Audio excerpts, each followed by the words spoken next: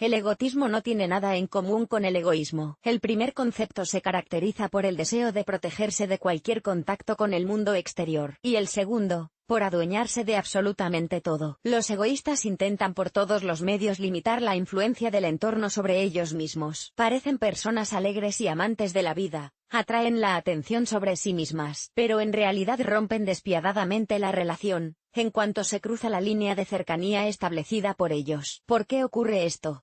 ¿Qué es el egoísmo? El concepto de egotismo se utiliza mucho en la terapia Gestalt. Combina varios significados a la vez: defensa del yo interior de cualquier contacto, inhabilitación, supresión de la creatividad, la espontaneidad, la sinceridad, bloqueo del modo sentir, pensar, deseo. En su lugar, se activan el pensar hacer y el pensar hablar. En pocas palabras, es un estado en el que una persona construye un muro impenetrable entre ella y el mundo que la rodea. El egoísta no deja entrar nada de lo que hay en el mundo exterior. Su esencia, una especie de invernadero aislado de todo, en el que nutre la flor de su propia individualidad. A una persona con un egotismo desarrollado le da absolutamente igual lo que piensen sus contemporáneos sobre tal o cual libro, actriz, cantante, historia. No sigue las tendencias de la moda, no permite que nada ni nadie influya en él ni en sus creencias. Hay un dicho interesante al respecto: el egoísta ignora arrogantemente la modernidad. Algo parecido dijo Pasternak: en un pañuelo, con la palma de la mano haciéndome sombra, gritaré a través de la ventana a los niños. Qué bonito milenio tenemos aquí. El egoísta nunca busca unirse a la multitud. No tiene instinto de rebaño. Pero, al mismo tiempo, no sabe cómo evaluar adecuadamente el mundo que le rodea y reaccionar correctamente ante algo nuevo. Para ilustrarlo, recordemos al héroe del cuento de Chejov, el hombre del maletín. No quiere interactuar con el mundo que le rodea, influir en él de ninguna manera. También se protege a sí mismo de la misma influencia del exterior. Quien acuñó el término, el concepto de egoísmo, fue acuñado por Marie-Henri Bayle Stendhal. Decía que un egoísta es una persona que no penetra en las posesiones ajenas, pero que tampoco deja que nadie traspase su propia puerta. Hay otra afirmación interesante: bueno llama solo a lo que le gusta, correcto, a lo que en ese momento considera apropiado, despreciable, a lo que desprecia, y no le molesta en absoluto la posibilidad de estar solo en su opinión. Stendhal tiene incluso un libro titulado Memorias de un egoísta. En él, relata las desavenencias surgidas entre un joven escritor de mentalidad revolucionaria y su familia, que mantenía opiniones conservadoras sobre la vida. F. Pearls y P. Goodman ofrecieron una descripción más detallada del egoísmo. Lo consideraban un fenómeno normal que se produce en determinadas etapas de la vida humana. ¿Cuál es la diferencia entre egotismo y egocentrismo? Stendhal llamó al egoísmo el hermano ilegítimo del egoísmo, el plebeyismo. Y esto es correcto, ya que estos dos conceptos son muy diferentes entre sí. El egoísta pretende apropiarse de todo, incluso de lo que pertenece a los demás. Se caracteriza por cualidades como avaricia, insaciabilidad, la envidia, falta de generosidad, falta de altruismo. En esencia, es un consumidor que se apropia descaradamente de todo lo que quiere. El egoísta, como ya se ha dicho, no necesita nada. Vive en su propio mundo y no va a dejar entrar a nadie más. ¿Qué significa egotismo?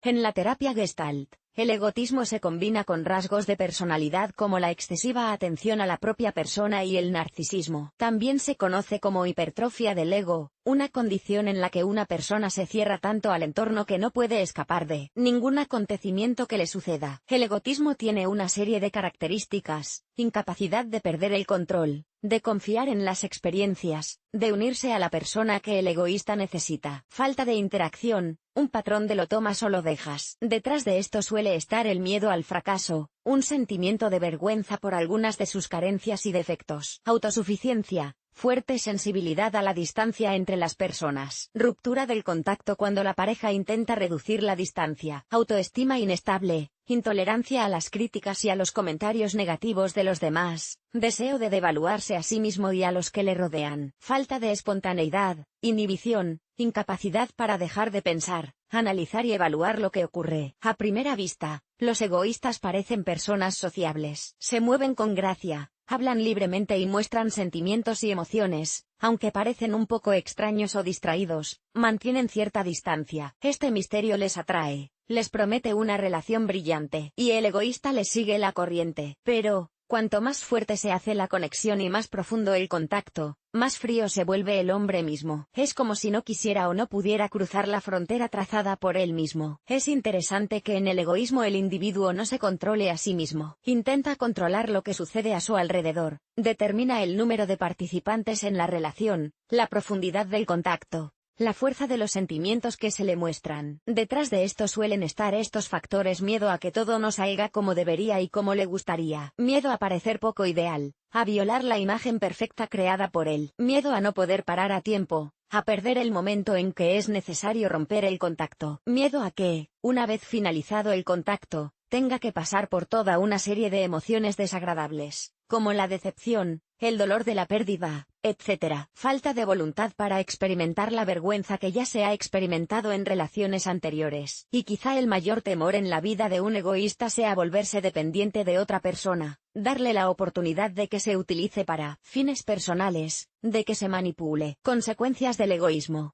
El egoísmo reduce significativamente la calidad de vida de una persona. La situación es la siguiente: primero se produce un déficit de recursos emocionales, sensuales, existenciales, creativos y otros tipos de recursos internos. La persona no tiene ni fuerzas ni ganas de hacer nada. Primero aparece la apatía y luego la depresión. Además, se crean con sus propias manos la energía vital, y, en consecuencia, la actividad se hace cada vez menor. Comienza el proceso de regresión personal. La persona vuelve cada vez más a menudo a las experiencias del pasado. Las experimenta mientras le es posible, pero no obtiene experiencia de ello. El miedo al contacto con la gente se hace cada vez más fuerte. La persona evita hacer nuevas amistades. Mantiene a distancia a los viejos amigos y conocidos, sin permitirse entablar relaciones profundas y sinceras. En algún momento, el egoísta está solo. Inconscientemente atrae a la gente, prometiéndoles intimidad emocional. Pero en cuanto ésta llega, o bien la evita por todos los medios, o bien rechaza tajantemente a la pareja, devalúa sus acciones. Lo más interesante es que el egoísta confía sinceramente en que tiene razón. Él cree que el oponente se comporta de alguna manera equivocada, pero luego se pone su propia armadura ante la amenaza de la intimidad. Es de destacar que la necesidad de egoístas cercanía emocional satisfacer ocurre con la ayuda de la contradependencia. Establecen contacto con personas que dependen emocionalmente de ellos. Estas últimas intentan hacer todo lo posible para estar más cerca, alimentando así el yo interior del egoísta. A su vez, consigue lo que quiere y rompe agresivamente el contacto como de costumbre. Puede marcharse solo o simplemente alejar a su pareja. Ejemplos de la vida. Ejemplos de manifestación del egoísmo a nuestro alrededor hay muchos. Tal vez entre los hombres que conoces haya algunos que salen exclusivamente con mujeres que les rechazan. Las cortejan, las consiguen y, en cuanto las consiguen, dan un paso atrás. De repente se desinteresan, desaparecen sus sentimientos. O, por ejemplo, piensa en las mujeres que son cortejadas por varios hombres dignos a la vez. Y, al parecer, eso es la felicidad. Pero no, se aburren con tales pretendientes, carecen de interés, quieren huir de la cita. Así se manifiesta el egoísmo. Un hombre desarrolla el contacto hasta cierto punto, y luego simplemente lo rompe, sin abrirse, sin acercarse a la pareja. Por un lado, parece que el egoísmo no conlleva nada malo. Es malo ser una persona autosuficiente que no necesita a nada ni a nadie, pero, por otro lado, tiene muchas consecuencias desagradables. Entre ellas, la neurosis, la depresión y la soledad. Por lo tanto, notando en ti mismo manifestaciones de egoísmo, no dudes en pedir ayuda a un psicólogo. Él le ayudará a establecer contacto consigo mismo, y con las personas que le rodean.